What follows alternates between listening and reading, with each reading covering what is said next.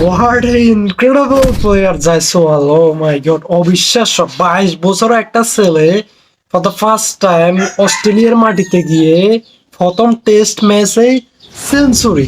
মানে ভাবতে পারেন, 22 বছর একটা ছেলে। ও মাই গড, জাস্ট ইনক্রেডিবল। এটা ইন্ডিয়ার ভবিষ্যৎ। অল ফরম্যাটে সে রাজত্ব করতে চলেছে এমন একটি প্লেয়ার। অলরেডি তার টেস্টে 4টা সেঞ্চুরি, তার আরো 2-3টা সেঞ্চুরি থাকার কথা, বাট অল্প কিছু রানের জন্য সেই সেই সেঞ্চুরিগুলো আসলে হয় নাই।